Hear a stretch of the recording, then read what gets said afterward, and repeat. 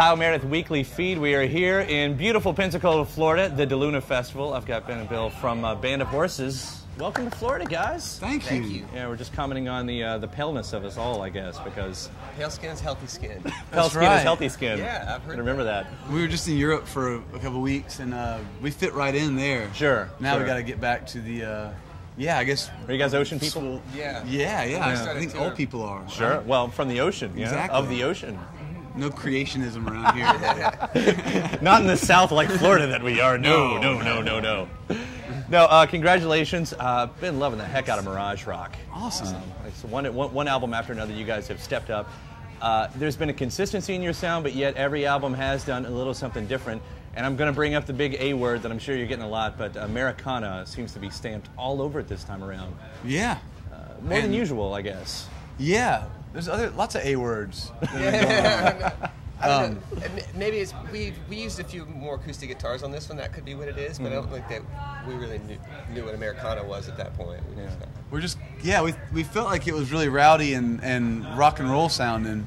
But I can see where the acoustic guitars being so prevalent on there could give it that vibe, and just the America, the band America, all over it. When we were thinking acoustic guitars, we were thinking more the way they sound in Europe and Britain and stuff. So we like the way those guitars sound. That's an interesting way to take on it, especially hearing it from you guys' side and then hearing it, I guess, is how I perceived it, because I've always felt like what you guys have done have been like always really good road records. There's something about your records that works so great for the road. This one, it just turns out, is not a car, it's a horse. Exactly. Yes. Yeah, you can still take like convertible horses. Convertible horses. Yeah, exactly. Pants down, top down kind of They're music. definitely coming back, horses are. Well, now you're 4 albums in. How does it work now? Your first album that's your debut. The second album is proving it wasn't a fluke. Your third album, you're in for the long run. What does album 4 end up being? It's hard to tell because the third album was considered terrifyingly disastrous the first week. And then it became, now it's like our crowning achievement. Well, it turns around. So it seems like this one, depending on how it's gone so far the first week, this one must be the best album ever made. I think all of those words in that order make perfect sense. Yeah, me too. Yeah, the best album. I like the way you think. It's the first album ever. Yeah. Well done. Yeah, well done. thank you. We're not putting it up on a pedestal or anything. No, just a lot of this. Yeah, right. Yeah, good job, me. And the other big side of this was you brought Glyn Johns on this. So this is no small name right here. I mean, it seems to me when someone says, I want to work with Glyn Johns, you're saying, in a sense, that I would like to make a classic-sounding record. Because, he is a master of classic-sounding records. Yeah. When you bring him in, though, does it feel very specified to what you guys are doing, or is it more of a paint-by-numbers thing with him? Are you fitting into his mold, or is he fitting into yours? I think a bit of both, really. There were certainly songs that we brought that maybe he didn't quite get, but was happy to embrace that side of our sound. And there were things that, obviously his wheelhouse being a lot of the rock and roll stuff, I think we brought some of that to him. So he was the sixth member of the band for those weeks. And we all just did whatever the project that day called for. Yeah. Well, how was that, actually having someone else in the band? Because I know you guys have said that more than once. Like, he was working with the process and everything. Yeah. It's a good process because it's like an outside point of view at the same time, so it helps us like have someone to bounce stuff off of and stuff. Yeah, instead of it just being, trapped in your own head or whatever, that inner dialogue saying, are we doing enough, or is this the right song? Shut up, go back to work, It's nice to have someone in there to be like, don't think too much and just do what you do. I hope Glyn actually sees this video one day and sees your impression. That's it right there. Stupid boy, back in. As far as being in your own head, we've talked in the past, like, about the way you would write a song. You'd go into private, because you had to be in private to belt it out. Yeah. Whether, I don't know if that's a shyness towards the new songs or what, but I can't imagine you actually got that freedom with this one, with the way this was all put together. Well, I got some, like I did a week up in the Smoky Mountains just messing around, which ended up probably the least productive session of the whole writing process.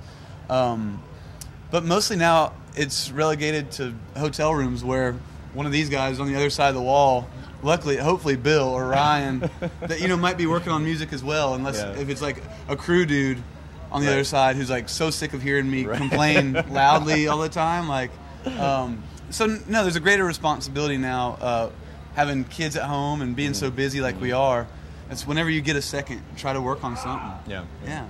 It's heard something interesting in there. A new title for lead singer is professional complainer.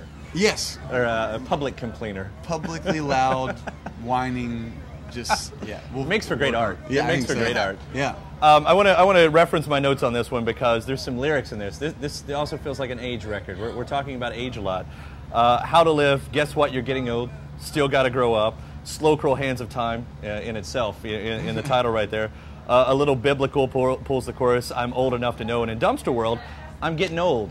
So, what's on your mind? Man, just feeling like I've got all the time in the world.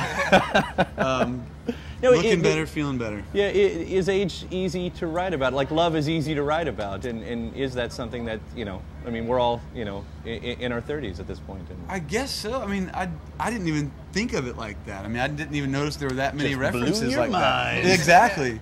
Well, some of it's funny because some of it's not exactly about me. It can be about somebody I know, or sometimes even fictional stuff in the lyrics. So it's hard to tell why I kept going towards that, but for some reason, I guess I must be looking at myself. I must be getting old. Yeah. You look beautiful. I feel like I look perfect. Yeah, see, right here, you're getting the compliments on both sides. To bring that song back up, How to Live, really been a good one for me and everything. It's an interesting turnaround on the chorus. I guess it doesn't go to that spot that you think it's going to go to. Kind of wondering how that song specifically came together. Bill? Well, it started with a drum pattern, kind of like focusing on just having fun with it, and we sort of arranged it when we were staying in the desert. We went out to the Queens of the Stone Age studio, so I think we just sort of thought that the way those changes kind of got us excited, the way that they kind of fall down for the chorus and stuff. So yeah, Bill brought that one to us. I think you brought it to me as an instrumental piece, and we started working on different ways to do it. A lot of these songs Bill actually wrote the music for and would throw it to me in an email or something. I'd be like, complain loudly in a hotel room and send it back to him. But yeah, that one stuck around, and it's got a cool, wild little feel to it, I think. Yeah, I love it. It really did just stand out right there right from the beginning. So it's one of those. Good job. Good job, you. Thank you. Really? All right. Once again, Mirage Rock, this is a beautiful record. You really outdone yourselves. Complaining publicly seems to kind of work. Part of your guys' wheelhouse. So thank you so much for stopping by, and thanks for the music. Hey, thank you. All right. Cool.